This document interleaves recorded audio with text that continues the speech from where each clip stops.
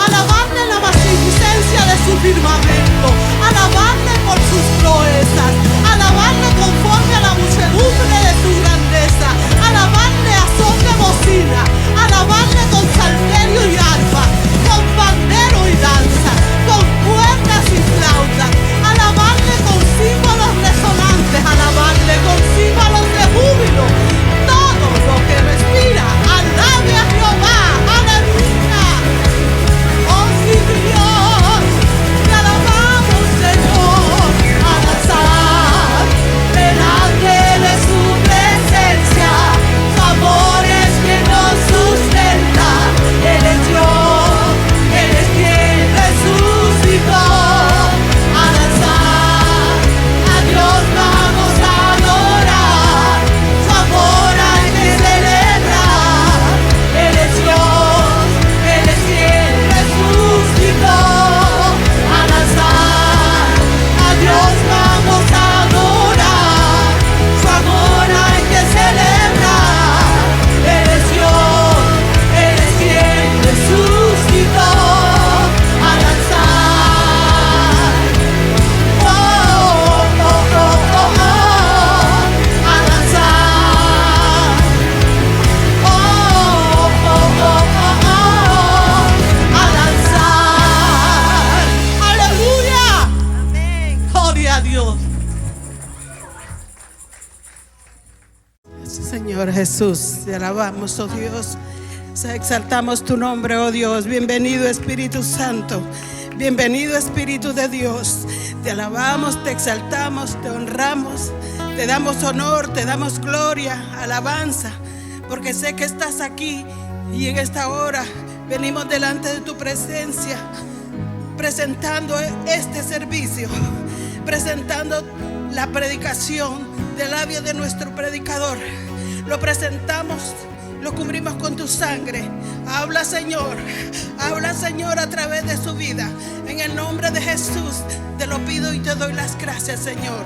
En esta hora, Señor, creemos en ti, creemos que lo que vas a hablar es real, creemos, Señor, que tu palabra va a hacer su efecto secundario en nuestras vidas. Declaramos que esa palabra no regresará vacía. Declaramos que tú eres Dios delante de los reyes, delante de los gobiernos, delante del mundo entero, Señor.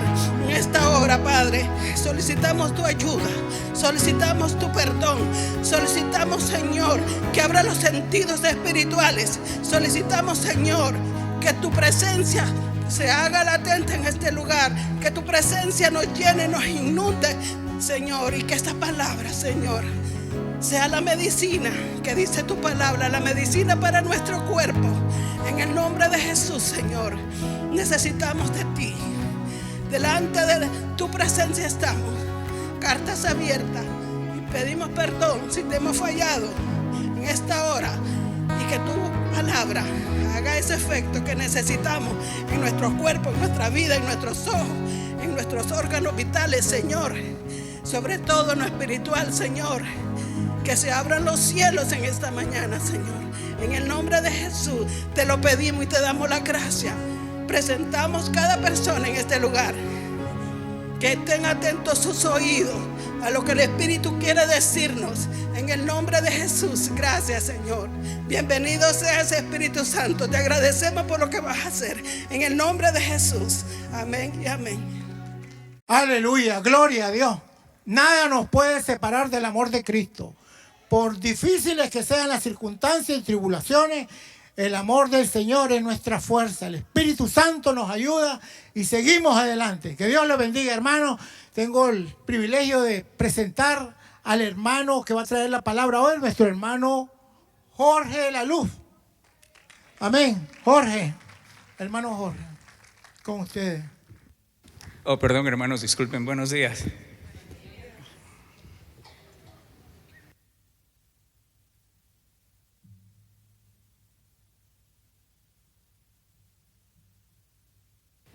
Hermanos, nuevamente buenos días. Disculpen que me distraje allí un poquitín con las hermanas. La pastora me llamó a través de la hermana Doris para dejarme saber de que si este domingo yo podía compartir con ustedes la escritura, y como siempre es un privilegio muy grande el poder hacer esto, pero también la responsabilidad que conlleva esto. Así que en estos días he estado un poquitín complicado porque en el trabajo y ciertas responsabilidades, ¿no? Al extremo que esta semana ha sido un poquitín complicado para mí. Imagínense, me llamaron la atención 4 veces en el trabajo y 4 personas diferentes. Entonces yo dije, Dios mío, trato de hacer las cosas bien como establece la Escritura, pero bueno, como que uno siempre a veces es renuente, ¿no? A que se le exhorte o se le llame la atención, pero bueno. Pero esto no tiene nada que ver con esto, simplemente dejándole saber que fue una semanita bastante complicada. Pero vamos a entrarnos entonces nosotros en lo que hemos venido a hablar sobre la Escritura, a edificar nuestro hombre interior, como dice la palabra. Y en esta mañana, hermanos, yo no sé cuántos estuvieron aquí la última vez que hablé sobre la felicidad. ¿Se acuerdan? Pues hoy día voy a tratar de hablar sobre la primera bienaventuranza, que es una de las básicas y las más fundamentales en el reino de Dios. Y básicamente en esa prédica nosotros establecimos ciertas cosas y a grosso de repaso las vamos a ver hoy día para poder entrar en la primera bienaventuranza. Y vamos a orar antes de comenzar. Padre, en el nombre de Jesús te damos gracias en esta mañana por la abundancia de tus bondades y tus misericordias, bendito Dios, para con nosotros. Porque producto de ese favor inmerecido tuyo, bendito Dios, hoy estamos delante de tu presencia. Y en el nombre de Jesús te pedimos que en esta mañana abras nuestro entendimiento y nos ayudes no solamente a leer tu palabra, pero a entenderla, a atesorarla en el corazón, de tal manera, bendito Dios, que podamos ser transformados y podamos vivir conforme a tus principios. Y particularmente lo que vamos a aprender en esta mañana acerca de esta primera bienaventuranza. Porque como dice tu palabra en ese mismo verso, que somos bienaventurados, felices, cuando tenemos un espíritu pobre, porque nos pertenece el reino. Y te damos gracias en esta mañana en el poderoso nombre de Jesús. Amén. Ok, hermanos, así que en esta mañana vamos a volver a nuestro versículo básico que está en el Evangelio de Mateo, el capítulo 5, y simplemente a grosso modo de repaso, voy a tomarme unos minutos para recordar lo que vimos aquella vez. Nosotros cuando hablamos acerca sobre la felicidad, muy aparte de eso, nosotros dijimos, para las muchas cosas que vino Jesús, no los voy a repetir ahora porque quiero enfocarme en esto, pero uno de los temas que nosotros tratamos es para que fuésemos felices, y dijimos que la palabra bienaventurado significaba eso, ser feliz, doblemente feliz. Y nosotros cuando leímos el Sermón del Monte en esa mañana, encontramos que en ninguno de esos versículos, cuando Jesús habla de las bienaventuranzas o el hecho de ser feliz, están determinadas por cosas y por individuos, en ninguna de ellas. Pero sí, el Sermón del Monte deja reflejado que uno es feliz por las actitudes que uno toma ante las diferentes circunstancias que tiene en la vida. Entonces, nosotros dijimos que repetimos lo que dijo el hermano Chuck Swindoll, que la vida es un 10% de lo que nos ocurre y un 90% de cómo reaccionamos ante ellas. Entonces hoy día vamos a ver, hermanos, en el Evangelio de Mateo vamos a desglosar un poquitín la primera bienaventuranza. ¿Ya lo tienen ahí al frente? A ver si ponen. Dice, bienaventurados los pobres en espíritu, porque de ellos es el reino de los cielos.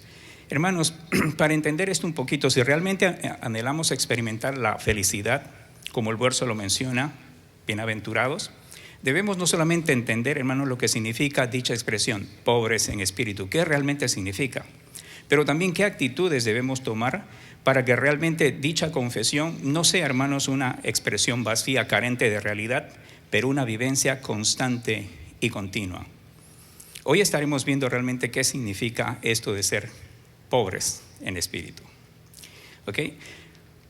El profeta Isaías, hermanos, no tiene que buscarlo, se lo voy a leer. En el capítulo 66, el verso 1 decía, Jehová dijo así, el cielo es mi trono y la tierra el estrado de mis pies. ¿Dónde está la casa que me habéis de edificar y dónde el lugar de mi reposo? Mi mano hizo todas estas cosas y así todas estas cosas fueron, dice Jehová. Pero, aquí hay un pero, Dice, miraré a aquel que es pobre y humilde de espíritu y que tiembla ante mi palabra. El profeta Isaías establece aquí, hermanos, en quién Dios pone sus ojos. Lo que realmente a Dios le llama la atención y si se podría decir, lo que realmente le impresiona. Dios le dice al pueblo de Israel, ¿dónde está la casa que me habéis de edificar? Y el lugar de mi reposo. Si mis manos hicieron todas estas cosas, me puedes impresionar con un templo. Y eso que el templo que construyó el rey Salomón era un templo suntuoso.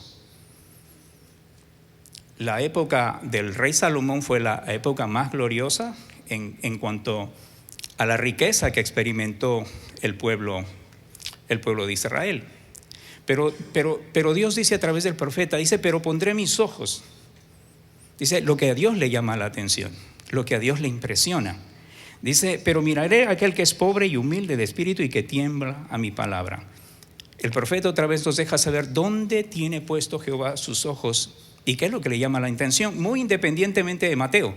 Mateo, en este verso que nosotros leemos, se nos dice a quién Dios hace partícipe de su reino. ¿Y cuál es el común denominador, hermanos, que caracteriza a los individuos que pertenecen a este reino? Bienaventurado entonces los pobres en espíritu, porque de ellos es el reino de los cielos. Yo quiero fijar, hermanos, algunas observaciones cortas de lo que este verso dice. Lo primero que el verso establece, hermanos, es que ya es feliz el que ha alcanzado el hecho de ser pobre en espíritu. Bienaventurado los pobres en espíritu, porque de ellos es el reino de los cielos. Lo segundo, hermanos, que este verso establece es que tiene que darse una condición para obtener un beneficio. En este caso, la condición es ser pobre en espíritu para que podamos tener el reino de los cielos. Y fíjese, hermanos, que la palabra espíritu allí no está en mayúscula, está en minúscula. No se refiere al Espíritu Santo, sino está hablando de la condición en la que se encuentran un individuo o ciertos individuos. Y le voy a poner un ejemplo. Por ejemplo, cuando nos referimos a los muchachos, dicen, estos muchachos tienen un espíritu, pero increíble. O sea, se está hablando de su estado de ánimo. Me explico, de la condición en la que se encuentran los muchachos. A eso se refiere esa palabra, la condición en que se encuentra una determinada persona. ¿Ok? Y en este caso en particular se hace referencia a la profunda humildad de reconocer la absoluta bancarrota espiritual. Una persona que realmente, espiritualmente, no tiene argumentos, no tiene méritos para estar no solamente delante de Dios, sino pertenecer al reino de los cielos. Y lo tercero, hermanos, y fíjese cómo es que Dios mide la riqueza. Cuando usted lee, por ejemplo, el libro de Apocalipsis, el capítulo 3, refiriéndose a la iglesia de la Odisea, fíjese lo que la iglesia de la Odisea decía: yo soy rico y me he enriquecido y de ninguna cosa tengo necesidad, decía la iglesia de la Odisea. Pero fíjese cómo Dios considera la riqueza que esta iglesia había alcanzado. El verso dice: y no sabes que tú eres desventurada, miserable, pobre, ciego y desnudo. Lo que para nosotros es riqueza, como establece aquí lo que la iglesia de la Odisea tenía, para Dios era totalmente opuesto. Cuando la Madre Teresa de Calcuta visitó, no sé si compartí con ustedes esto, hace muchos años la ciudad de Nueva York, cuando le preguntaron su opinión sobre la ciudad, ella dijo que jamás había visitado una ciudad tan pobre. Y lógico, la Madre Teresa de Calcuta no se refería a la pobreza de la ciudad de Nueva York, sino a la condición en que sus habitantes vivían. Para ella era una ciudad extremadamente pobre. Lo tercero, hermanos, que este verso establece es el beneficio que se los otorga a los individuos que han alcanzado esta condición.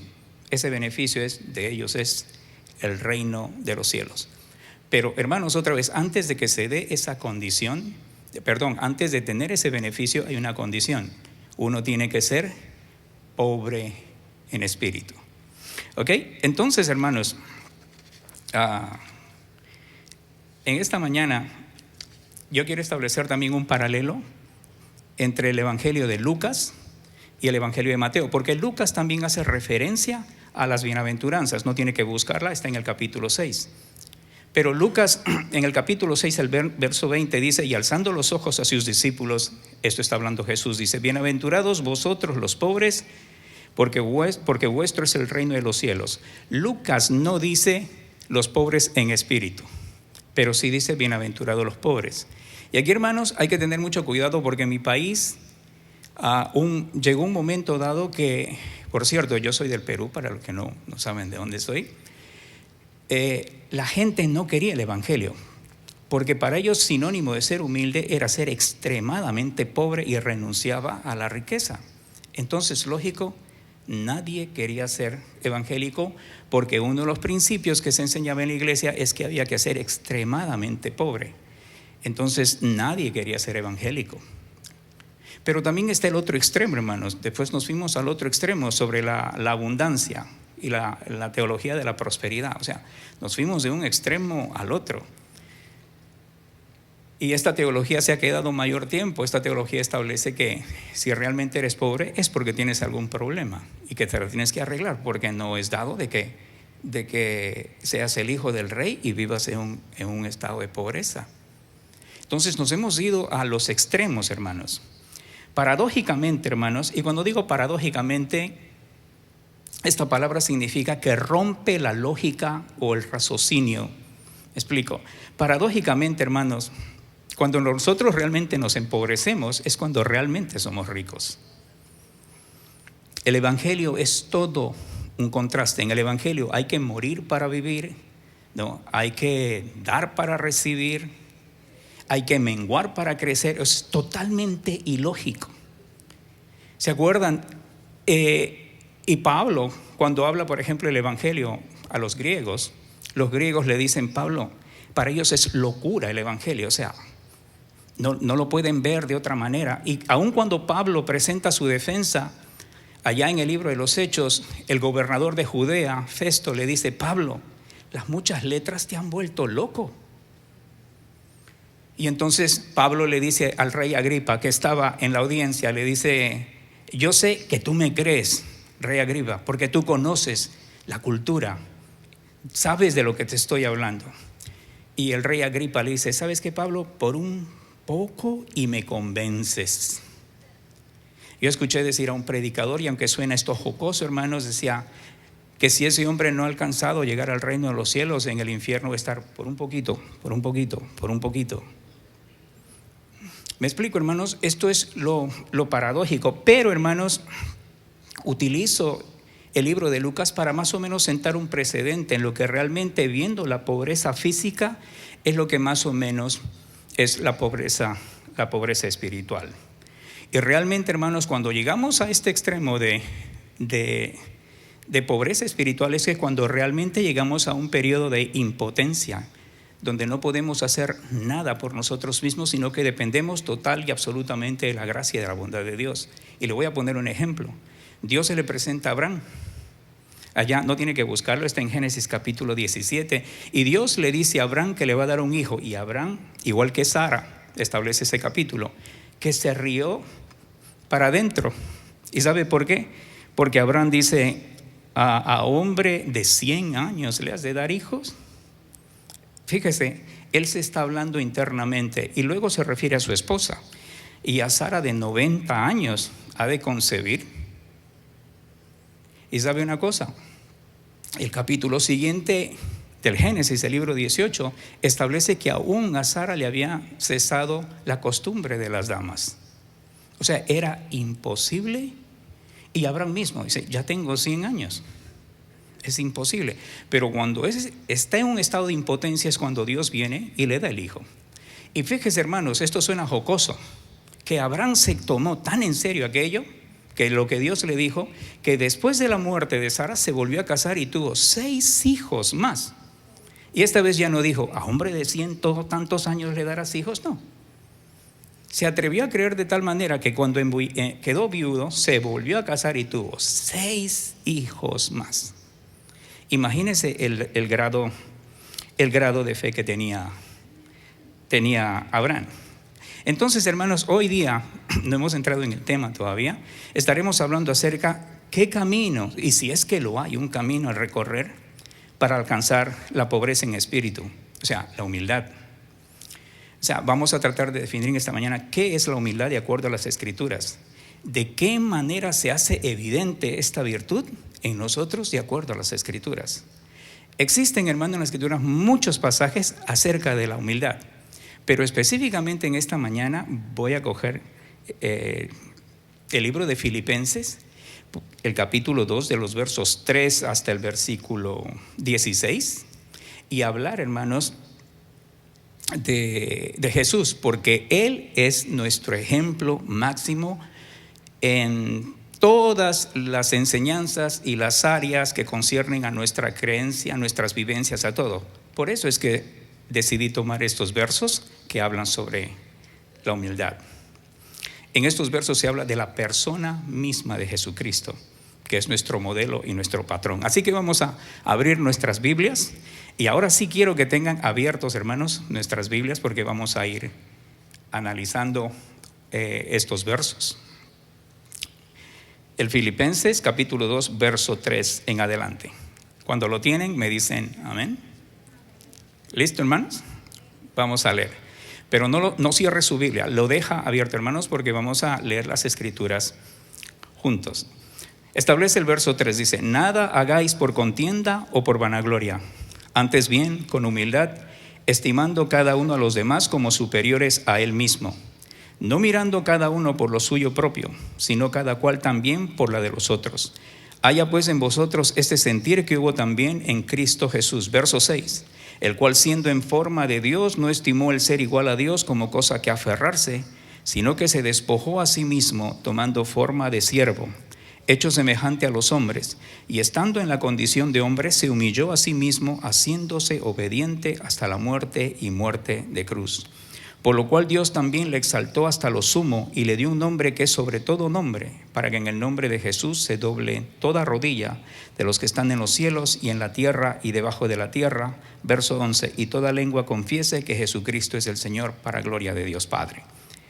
Por tanto, verso 12, amados míos, como siempre habéis obedecido, no como en mi presencia solamente, sino mucho más ahora en mi ausencia, ocupaos en vuestra salvación con temor y temblor, porque Dios es el que en vosotros produce así el querer como el hacer por su buena voluntad. Haced todo sin murmuraciones y contiendas, para que seáis irreprensibles y sencillos hijos de Dios, sin mancha, en medio de una generación maligna y perversa, en medio de la cual resplandecéis como luminarias en el mundo. Verso 16. Asidos de la palabra de vida, para que en el día de Cristo yo pueda gloriarme de que no he corrido en vano, ni en vano he trabajado. Hermanos, el verso 3 comienza diciendo: nada hagáis por contienda o por vanagloria, antes bien con humildad, estimando cada uno a los demás como superiores a sí mismo, no mirando cada uno por lo suyo propio, sino a cada cual también por la de los otros. Hermanos, ¿por qué Pablo escoge? Y es un ruego realmente el que Pablo está diciendo. ¿Y por qué es un ruego, hermanos? Porque la percepción de Pablo con respecto a de algunos en la iglesia, en el primer capítulo sobre todo, Pablo establece y dice: algunos a la verdad predican a Cristo por envidia y contienda. Dice: pero otros de buena voluntad. Los unos anuncian a Cristo por contención, no sinceramente pensando añadir aflicción a mis prisiones, pero los otros por amor, sabiendo que estoy puesto para la defensa del evangelio. ¿Qué pues?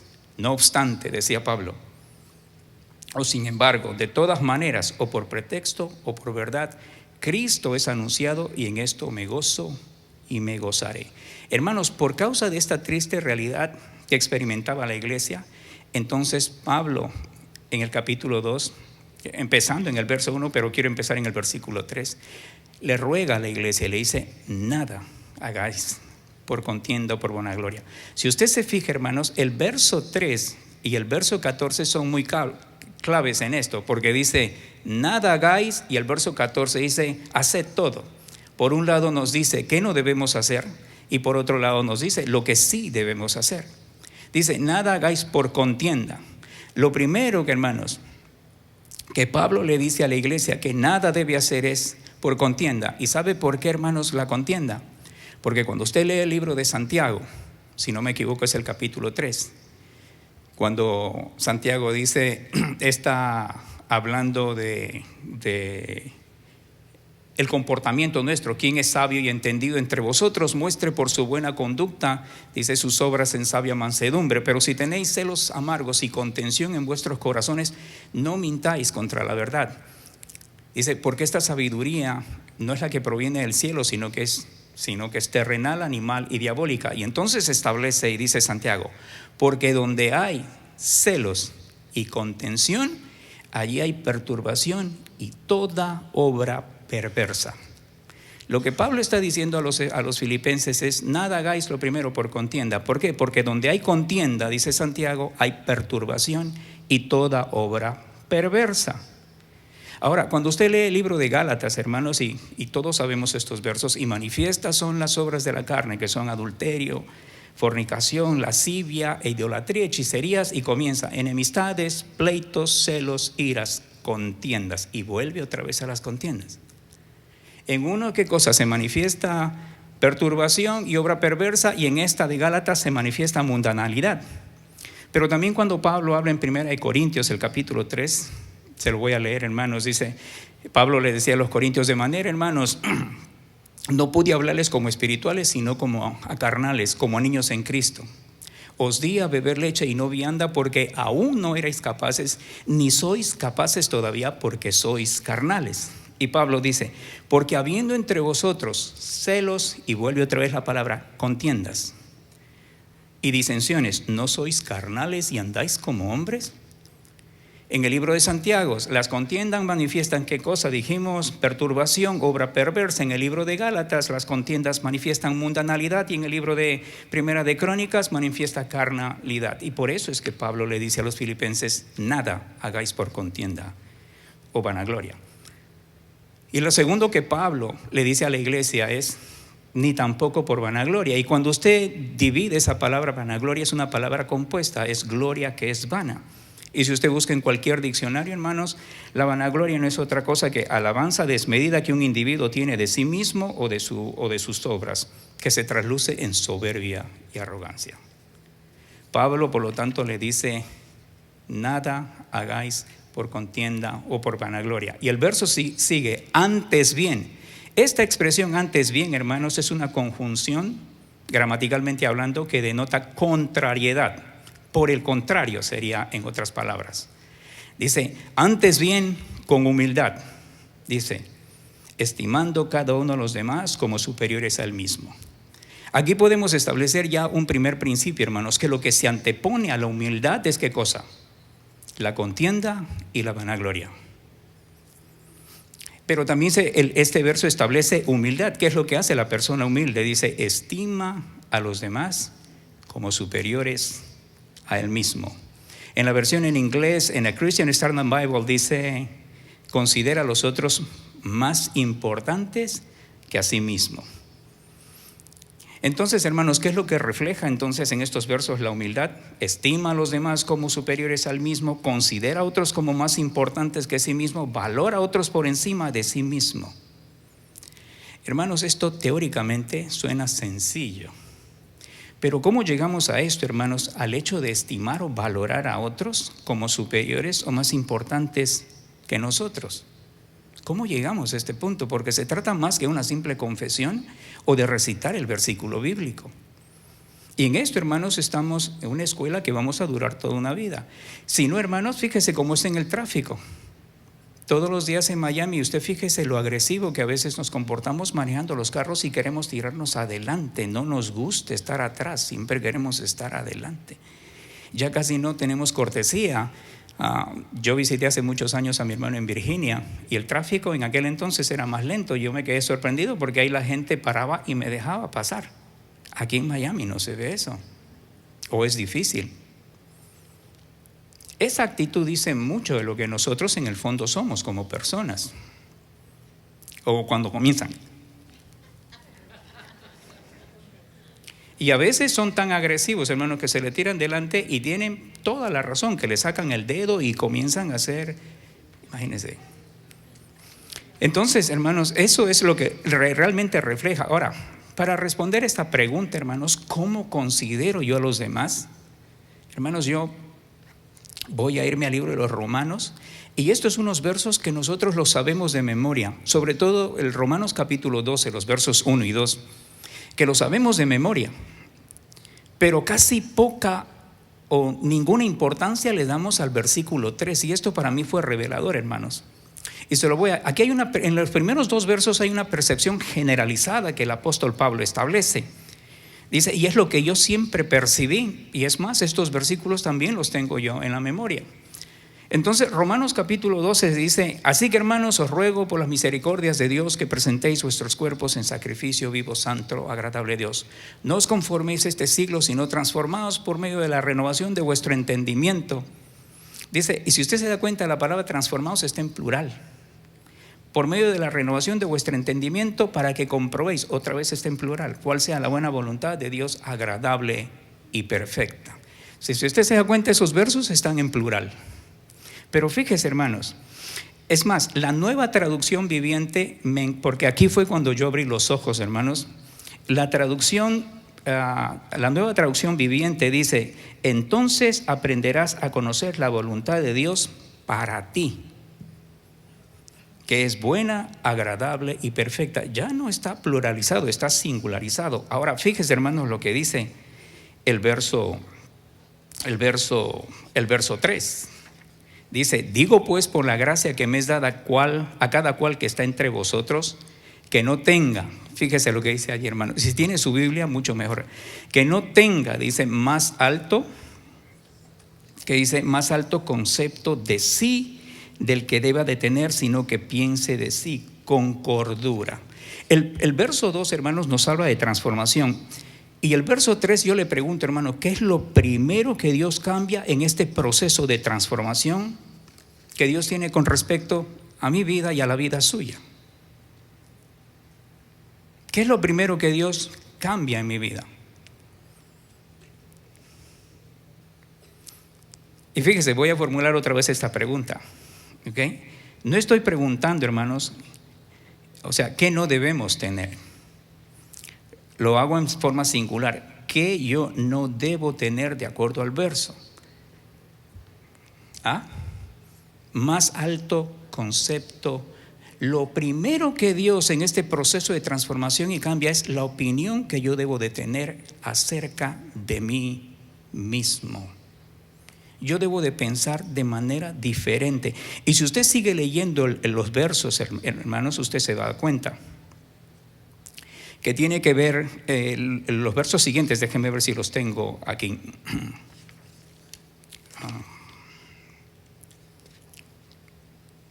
Déjenme ver si yo anoté los versos. Ok, aquí los tengo. El verso sigue diciendo, conforme a la medida de fe que Dios repartió a cada uno, porque de la manera que en un cuerpo tenemos muchos miembros, pero no todos los miembros tienen la misma función, así nosotros, siendo muchos, somos un cuerpo en Cristo y todos miembros los unos de los otros. De manera que, hermanos, teniendo diferentes dones según la gracia que nos es dada, si el de profecía, úsese conforme a la medida de la fe, o si de servicio en servir, o el que enseña en la enseñanza, el que exhorta en la exhortación, el que reparte con liberalidad, el que preside con solicitud, el que hace misericordia con gracia. ¿Sabe? Lo que está nombrando, hermanos, es que Dios ha dotado a cada uno de nosotros con diferentes habilidades y dones. Y lo importante, hermanos, es aquí que Pablo dice que yo debo de pensar de mí mismo con cordura. Ahora, ¿qué significa la palabra cordura, hermanos?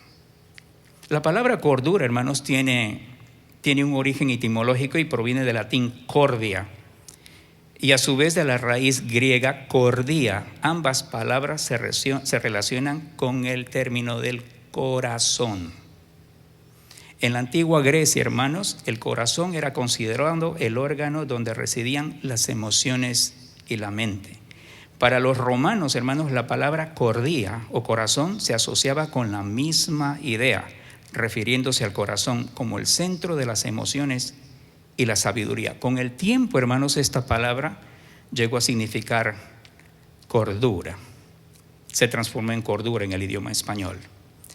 Es interesante, hermanos, cómo esta palabra cordura sigue conectada al corazón nuestro mismo.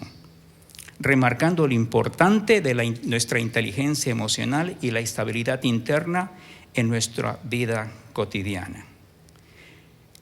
La cordura, hermanos, nos permite entonces integrar estos dos sistemas en la toma de decisiones, el sistema emocional y el sistema lógico racional. Ahora, hermanos, ¿por qué entonces la pregunta sería aquí, ¿por qué si esta palabra cordura tiene su origen en la palabra corazón, ¿por qué yo debo de cuidar mi corazón? Proverbios, por ejemplo, dice que sobre todas las cosas guarde mi corazón, porque de él mane la vida. Lo opuesto, hermanos, a la palabra cordura es insensatez y locura. Pero otra vez volviendo al verso, la primera cosa que Dios transforma otra vez en mi vida es la opinión que yo tengo acerca de mí mismo. Pablo le dice, ninguno de vosotros tenga más alto concepto de sí mismo del que deba de tener, sino piense de sí mismo con cordura, con sensatez, que debe haber un equilibrio entre mi mente, en mi forma de pensar y mis emociones. Y yo debo entonces cuidar mi corazón, hermanos, porque del mal a la vida. ¿Por qué otra razón debo de cuidar yo el corazón, hermanos? Jeremías, por ejemplo, dice, engañoso es el corazón más que todas las cosas, y después dice, y perverso, ¿quién lo conocerá? Yo Jehová, que escudriño la mente, que pruebe el corazón, para dar a cada uno según su camino y según el fruto de sus obras. Hermanos, yo debo de guardar mi corazón por eso entonces, porque de él mana la vida, porque es perverso, porque es engañoso y porque Dios lo prueba, y conforme a ello Dios ha de recompensarme, sea para bien o para mal. ¿Me explico? Ahora, hermanos, esto de no tener un más alto concepto de uno mismo es crucial, hermanos, porque de ello va a depender cómo yo me conduzco, el hecho de obrar frente a mis semejantes, y cómo he de relacionarme, el hecho de tratar con los demás en mi diario vivir. Lógico, si yo no tengo, como dice Pablo, una manera correcta de pensar acerca de mí mismo, entonces yo siempre trataré de estar adelante sin considerar a los demás. Sobre todo tiene que ver con los versos que estamos viendo. Ahora, fíjese, hermanos, sin una manera correcta de pensar acerca de uno mismo, uno tiende a hacer mal uso de las habilidades y los dones que Dios nos da, y como consecuencia abusar de ellos. Fíjense, hermanos, ahora allá afuera. Y lógico, este mensaje, hermanos, no necesariamente es para la iglesia en ese sentido, sino para todo el mundo en general. Fíjese cómo se comportan nuestros compañeros de trabajo o los políticos que tenemos ahora, cómo abusan. Es más, hay hasta un título, no sé si se conserva en su país, que se llama el primer ministro. Y aún en Israel, por ejemplo, se llama el primer ministro, en Inglaterra también. Pero esa palabra ministro, hermanos, su origen sale de la iglesia, es servidor, es el primer servidor. Pero hay una contraposición con lo que realmente esta palabra significa. Primer ministro significa estar arriba sobre todos los demás, el que más manda. Sin una correcta manera, sin tener una correcta opinión de nosotros mismos, hermanos, entonces abusamos de los dones y de las responsabilidades que Dios nos da, y abusamos de los demás. Lo que está estableciendo el verso, hermanos, es que nosotros, de todas las gracias que Dios nos da, y cuando Pablo habla en Romanos 12 de estos dones que Dios nos da, no necesariamente está hablando de dones para aquí, para la iglesia, porque en esos dones se habla de servir, y usted va a servir aquí y afuera, aunque usted y yo no lo querramos, siempre vamos a servir. Lo importante es de qué manera nosotros servimos. Usa cualquier don que Dios te haya dado para su propia gloria y servir a los demás de la mejor manera posible. Colosenses capítulo 3, por ejemplo, dice, y todo lo que hacéis, sea de palabra o de hecho, hacedlo todo en el nombre del Señor Jesucristo. Y versos más abajo dice, y todo lo que hagáis, hacedlo de corazón como para el Señor y no para los hombres, sabiendo que del Señor recibiréis la recompensa de la herencia, porque a Cristo el Señor servís. De acuerdo a estos versos, hermanos, que Pablo establece en Romanos, no hay lugar para el individualismo, porque los versos siguientes dice que a todos se nos han dado diferentes dones. No hay lugar para el individualismo.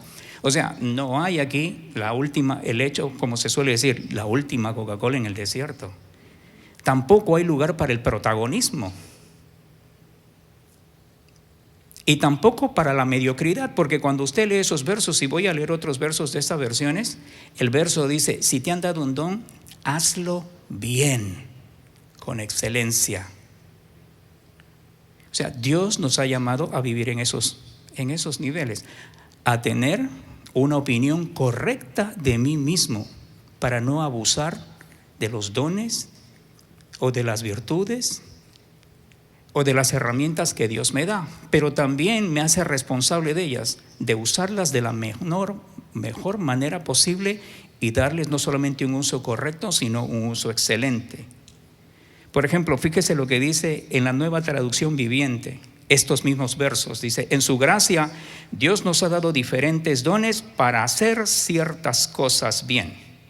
Así que si Dios te ha dado la capacidad de profetizar, habla con tanta fe como Dios te ha dado.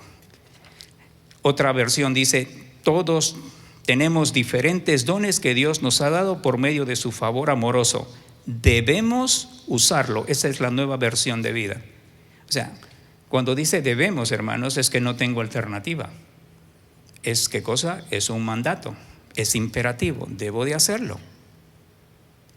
¿Se acuerda de la parábola que Jesús enseñó, que le dio talentos a muchos de ellos? Y uno de ellos fue y escondió el talento. Y fíjese, lo castigaron. Es más, ni siquiera hizo mal uso, lo guardó.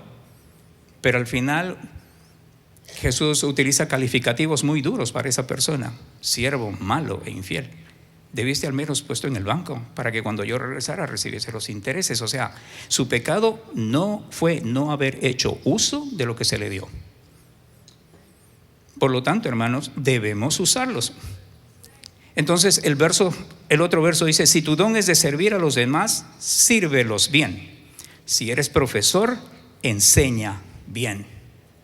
Yo recuerdo una experiencia aquí con el hermano Alex Ness, que en una semana vino a enseñarnos sobre el tabernáculo.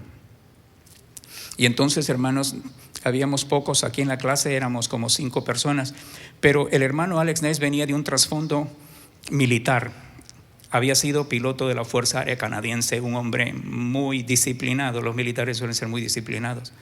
Entonces decía tantas cosas, pero antes de comenzar la enseñanza, hermanos, se paró aquí al frente y el micrófono no funcionaba.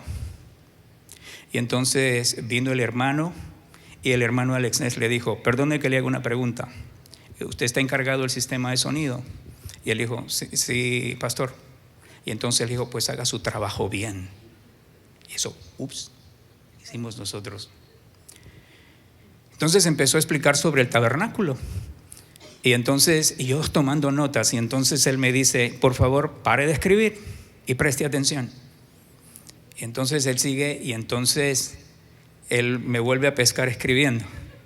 Y me dice: la última vez que le advierto que pare de escribir. Y esta vez sí tuve que parar, porque su rostro era muy desafiante y me dio miedo realmente. Y tenía una vara. En aquel entonces no se utilizaba el PowerPoint. Él tenía una vara y hacía y apuntaba a la pizarra. Pero eso no fue todo, hermanos. Cuando tuvimos la hora de lunch, nos fuimos todos a lunchar y nos dieron 20 minutos o media hora. Creo que fue media hora. Y al cabo de la media hora, hermanos, yo doy gracias a Dios que vine, porque tampoco eso era una virtud en mí. Llegué al templo y me senté con otros hermanos. Y el hermano Ness miró su reloj. ¿Y sabe lo que hizo? Mandó cerrar la puerta. Cuando los hermanos regresaron del lunch, la puerta del templo estaba trancada. Y después nos hizo pasar a todos. Y hermanos, se acabó la enseñanza del tabernáculo y nos dio una prédica sobre el hecho de ser puntuales y de honrar lo que se nos manda. Me explico. Lo que Pablo está diciendo aquí es que se te han dado unos dones, pero que lo uses teniendo una opinión correcta de ti mismo para que no abuses de ello. pero también te han dado dones para hacerlo en niveles de excelencia. Hazlo bien. Hermanos, entonces, volviendo a... Yo recuerdo, hermanos, antes de volver a los versos, esta anécdota, no recuerdo quién lo dijo, pero el servicio, hermanos, o las habilidades que Dios nos da, trascienden fuera. Lo que quiero decir es que no se limitan aquí al templo. Y yo recuerdo que este predicador decía que en una iglesia le llamó la atención algo, que esa persona fue al comedor de la iglesia y encontró un sign que decía, aquí se rinden cultos de adoración 3 veces al día. Esa persona había entendido que para servir a Dios o ser un ministro del evangelio no necesariamente tenía que estar parada en un púlpito. Entendía que la habilidad que Dios le había dado era para servir en la cocina y por lo tanto ella decía, aquí se rinden servicio de adoración 3 veces al día. Adoraba a Dios con la habilidad y los recursos que Dios le había dado. ¿Qué sabía hacer con excelencia esa hermana? Pues cocinar. Hermanos, entonces volviendo a Filipenses, dice, ¿de qué forma entonces se hace evidente el estimar a los demás como superiores a uno mismo? De acuerdo al verso. Verso 4 dice, no mirando cada uno por lo suyo propio, sino cada cual también por la de los otros. La persona humilde, hermanos, no solamente hace las cosas por contienda, por vanagloria, sino que estima a los demás como superiores a sí mismo y no mira por lo suyo propio, sino también por la de los otros. Aunque este consejo y es que da el apóstol Pablo, la realidad de la iglesia, aún en el tiempo de Pablo, era todo lo opuesto. Cuando usted baja unos versículos más abajo, Pablo dice, espero en el Señor Jesús enviaros pronto a Timoteo, para que yo también esté de buen ánimo al saber de vuestro estado. Pues a ninguno tengo del mismo ánimo y que tan sinceramente se interesa por vosotros, porque todos, fíjese, utiliza la palabra, todos buscan lo suyo propio, no lo que es de Cristo Jesús. Esa era la realidad en la iglesia. Aunque Pablo está diciendo, nada hagáis por contienda o por vanagloria, antes bien con humildad, estimando cada uno a los demás como superiores a sí mismo, no mirando cada uno por lo suyo propio, sino por el de los otros. La realidad de la iglesia es esto. Pablo decía, al único que le tengo de buen ánimo y que está dispuesto a ir a vosotros es a Timoteo, porque todos piensan en lo suyo propio, no en lo que es de Cristo, en lo que es de Cristo Jesús, como ya vimos en los versos primeros, el del capítulo 1 de Filipenses. Entonces, hermanos, y en otra parte Pablo, hablando a los mismos filipenses, dice, porque allí andan muchos, de los cuales os dije muchas veces, y aún lo digo llorando, que son enemigos de la cruz de Cristo, el fin de los cuales será perdición, cuyo Dios es el vientre y que solo piensan en lo terrenal.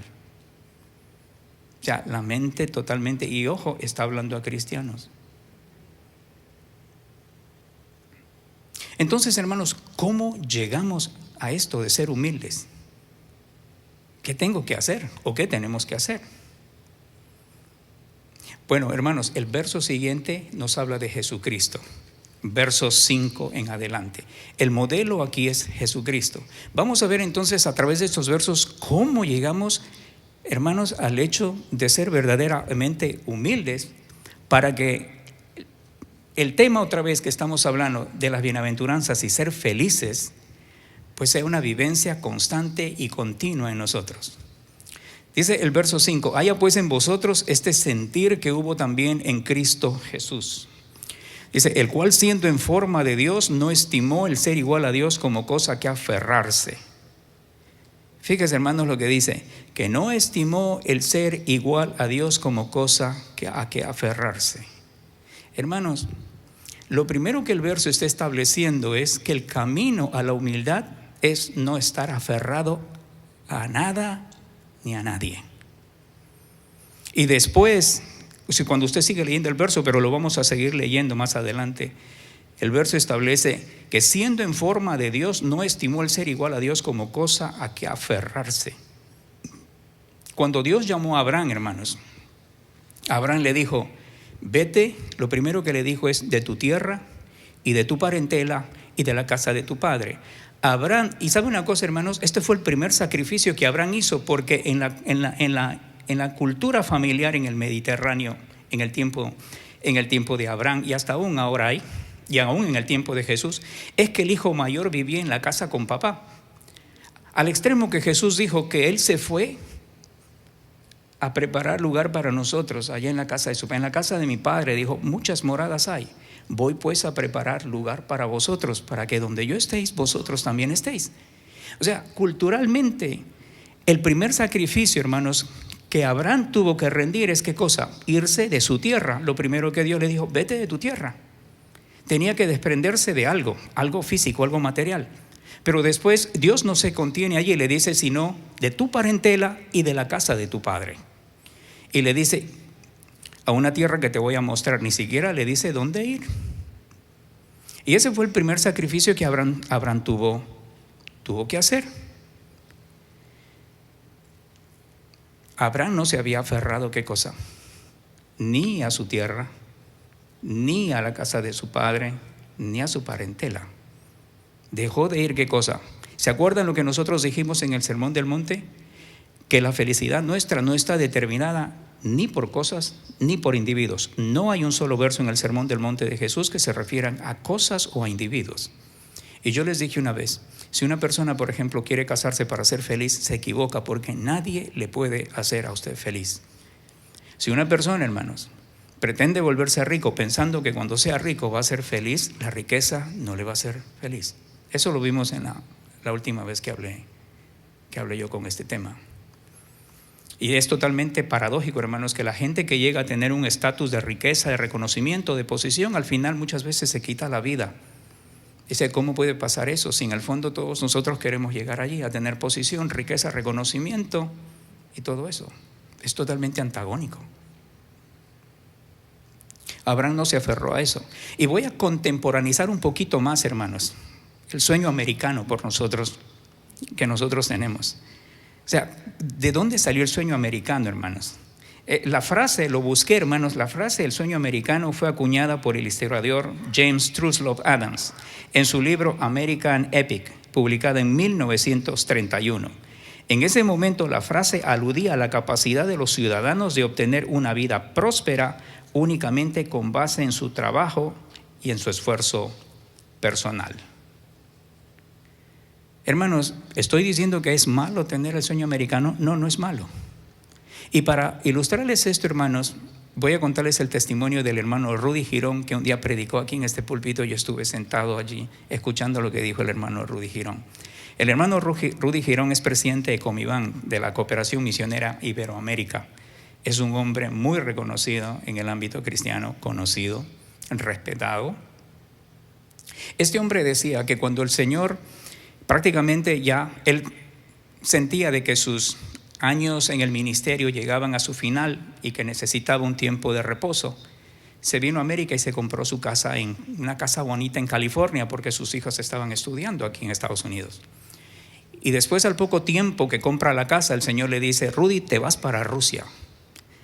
Hermanos, y ese tiempo ir a Rusia no era nada. Entonces le dicen, pero ¿cómo vamos a ir a Rusia si en Rusia la que gobierna es la mafia? Ahí todo está bajo extorsión, tienes que pagar para conseguir permisos si quieres comprar. Lo llama el Señor a ir a formar un instituto bíblico en Rusia. Y cuando este hombre llega allá y habla a los rusos que hay que comprar un edificio, los rusos le dicen, Rudy, tú estás loco, aquí no se puede comprar sin permiso. Pero antes de eso, hermanos, lo que quiero decir es, ¿qué hizo él con la casa que compró? ¿Sabe lo que le dijo? Decidieron irse a Rusia con su familia y que sus hijas se quedaran aquí estudiando. ¿Sabe lo que hizo él? Vendió la casa. Y con las ganancias pudo cubrir el costo de estudio de sus hijas y se fue a Rusia. Cuando el Señor le permitió levantar el instituto en Rusia y luego regresar, y pensó que ya Dios había terminado con él, vuelve a América y vuelven a comprar otra propiedad. Y cuando compra la propiedad, Dios le dice, te vas ahora a España. Y se fue a España. ¿Qué hizo, hermanos, con la casa? Vendió la casa. Hermanos, ¿qué estoy diciendo? ¿Es malo tener el sueño americano de querer tener una casa? No.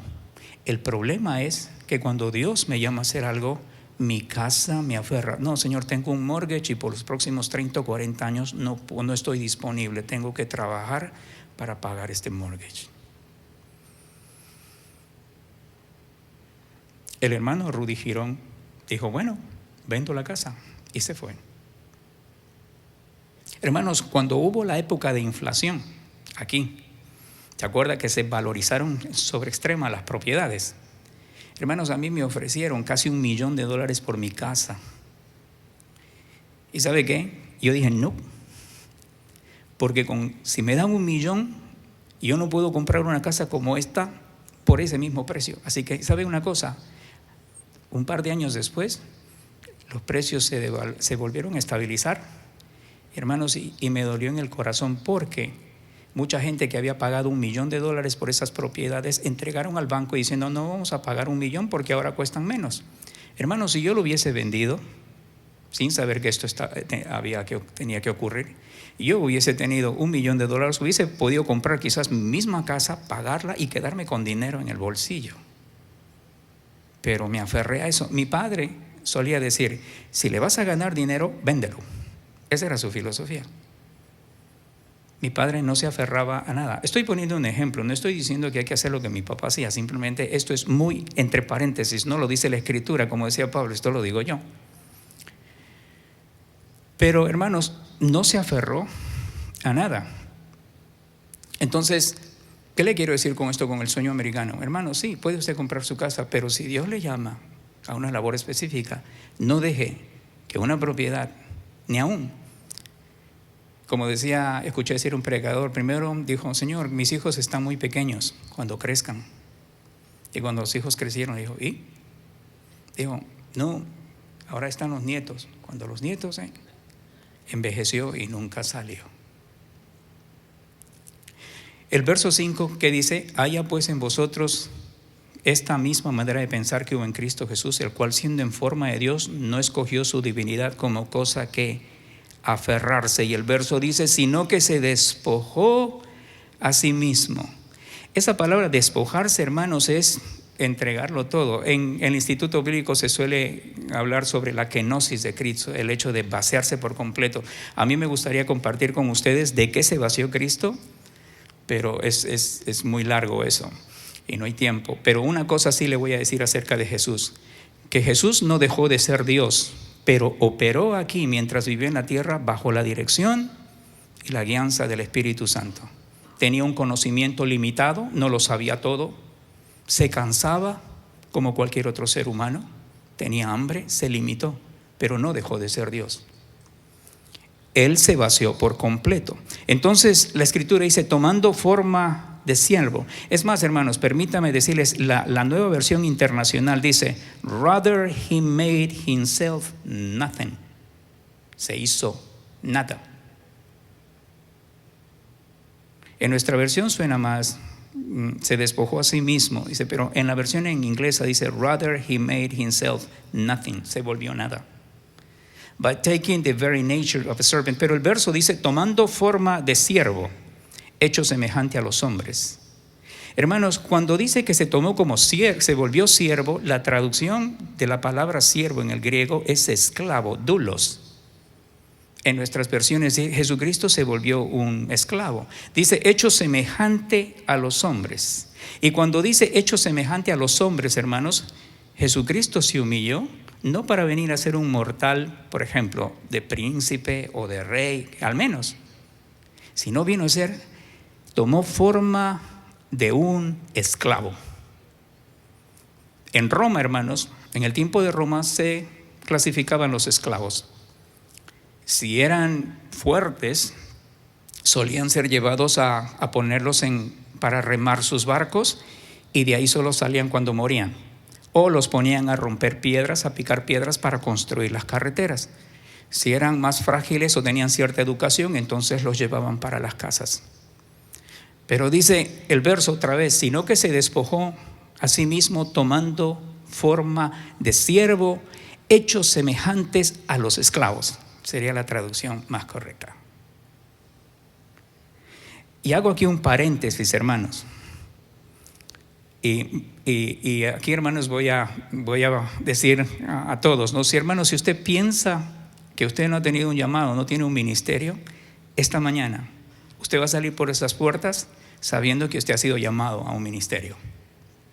Hermanos, y no estoy hablando de ser profeta, porque quizás eso Dios lo determine, o apóstol, o quizás eso Dios lo determine. Pero el llamado que Pablo hace aquí es de volvernos todos, ¿qué cosa? Siervos.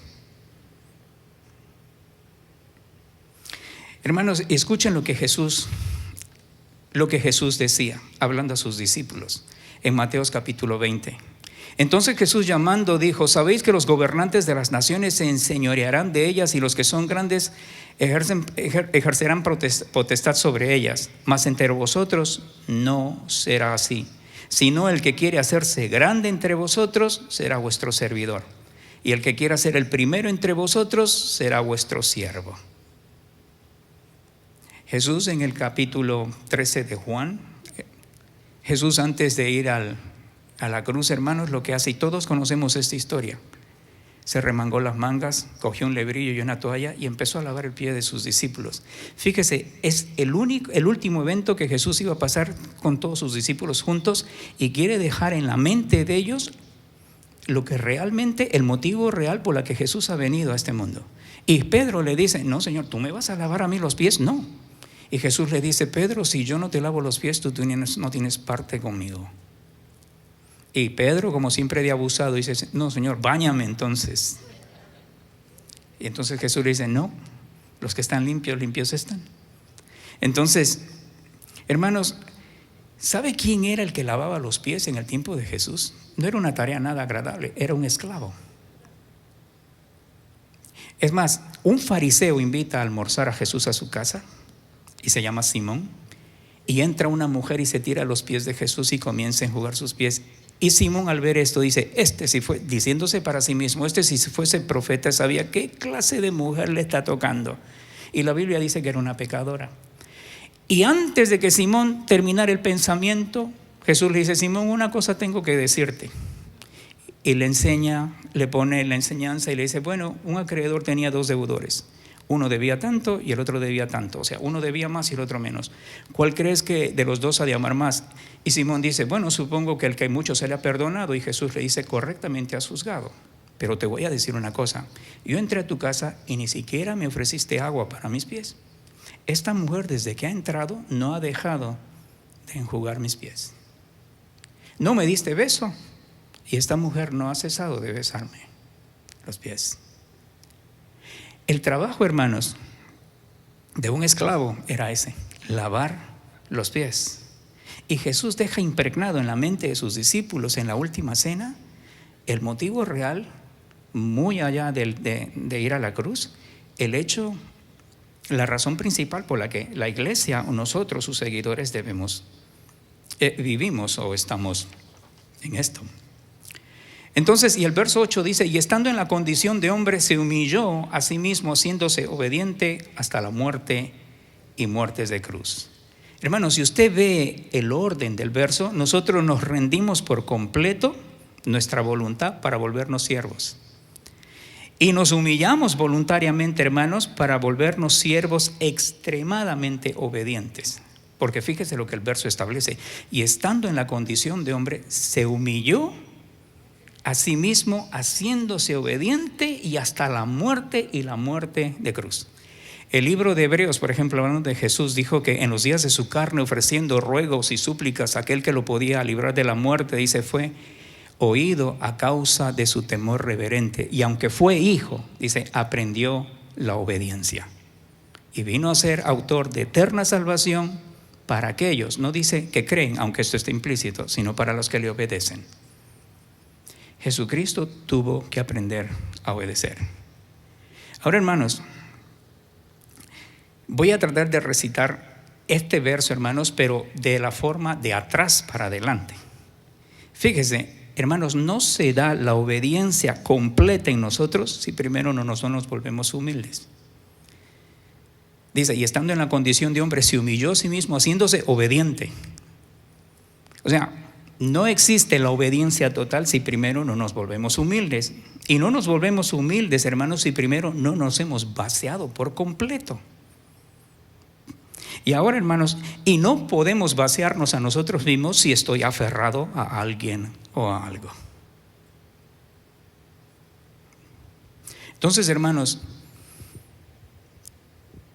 el punto es ese, el de Mateo. La intención nuestra es cómo volvernos pobres en espíritu. Hemos dejado ciertas pautas. Lo primero es que yo tengo que pensar de mí mismo de la manera correcta, de tal manera que pueda hacer buen uso y en niveles de excelencia con las herramientas que Dios me ha dotado. Por lo tanto, yo pueda actuar de manera sana con mis semejantes. Pero para llegar allí, hermanos, yo tengo que seguir el ejemplo de Cristo. ¿Cómo llego hasta allí? Primero, hermanos, otra vez voy a repetir esto, que mi obediencia tiene que ser total. Eso me vuelve a mí, ¿qué cosa? Humilde.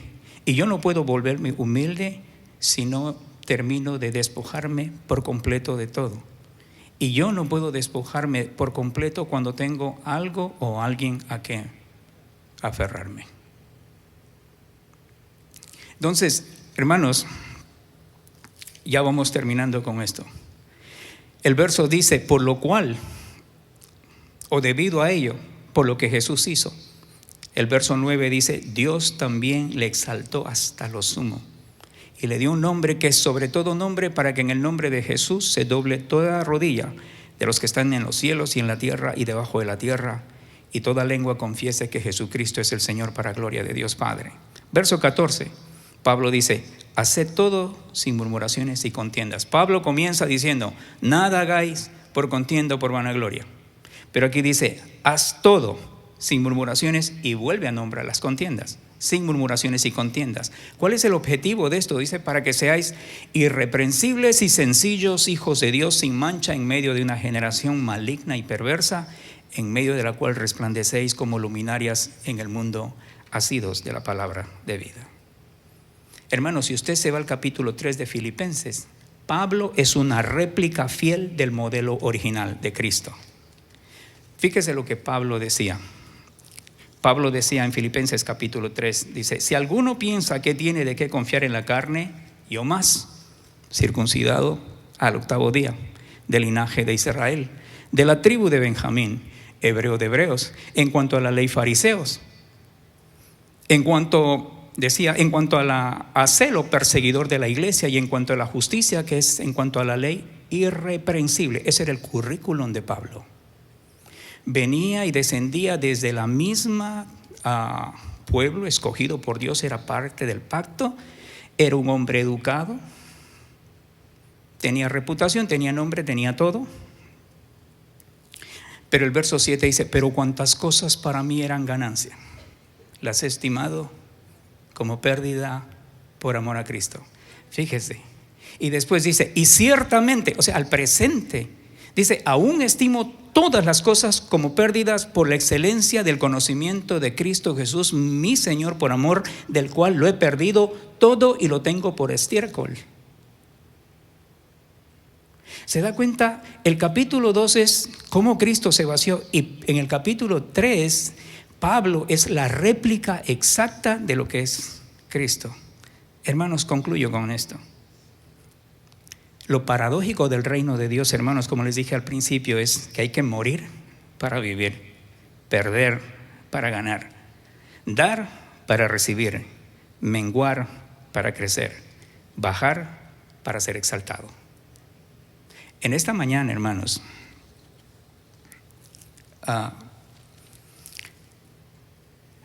quiero establecer una diferencia entre lo que significa hacerse un nombre y engrandecer el nombre. Cuando se hizo la Torre de Babel, la gente llegó a un consenso, y era ¿qué cosa? Hacerse un nombre. Pero cuando Dios llama a Abraham, Dios le dice, yo voy a engrandecer tu nombre. Hermanos, nosotros vivimos para eso, no para hacernos un nombre. Es verdad, debemos trascender. Pero ¿sabe una cosa? Dejemos que Dios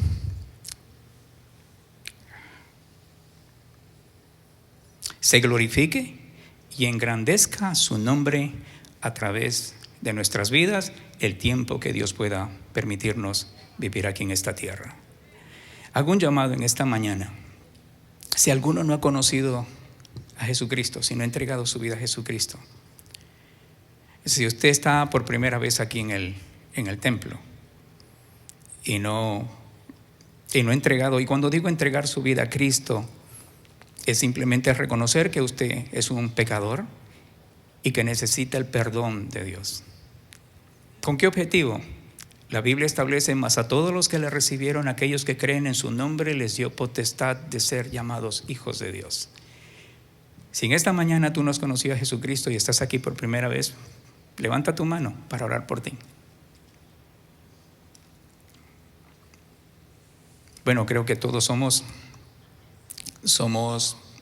de la casa.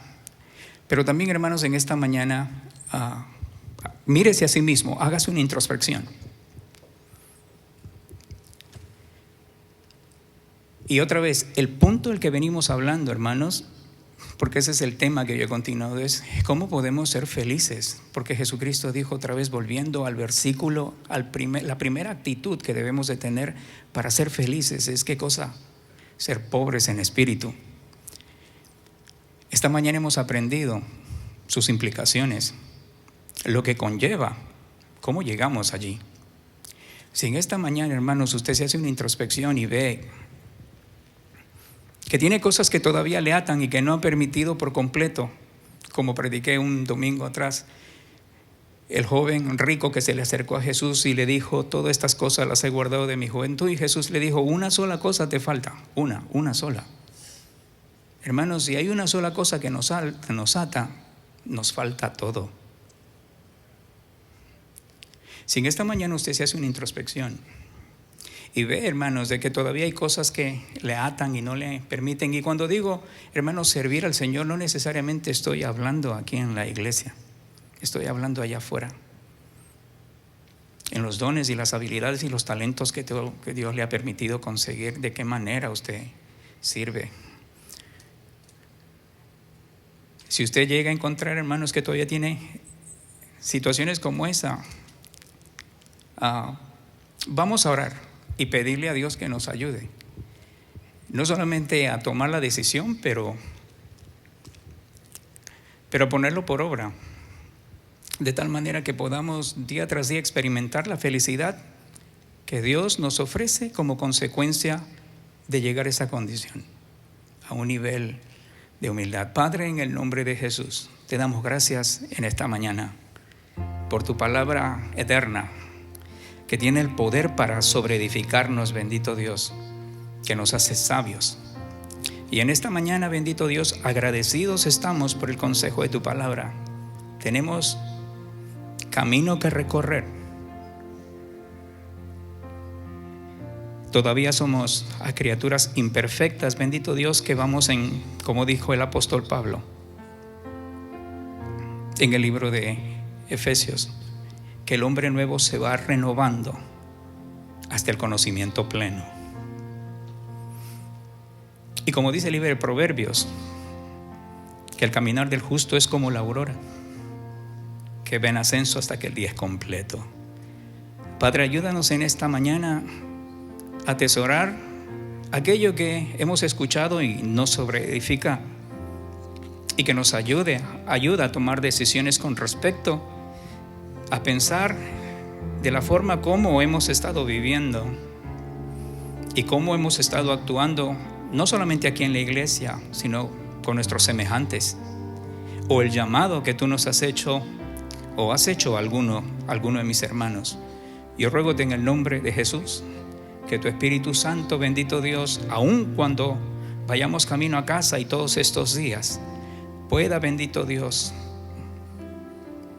trabajar a través de nuestras conciencias, de tal manera que podamos llegar, bendito Dios, allí donde tú quieres llevarnos, y tú puedas glorificar tu nombre y la razón por la cual tú nos has creado y nos has salvado, Padre, tengan fiel cumplimiento y nuestra vida pueda tener sentido. Y que podamos disfrutar, bendito Dios, de la plenitud de la vida que tú nos has dado en Cristo, pero a la misma vez siendo diligentes con la labor que tú nos has llamado a desempeñar, ya sea aquí en la iglesia o allá en nuestro centro de trabajo, en nuestros hogares.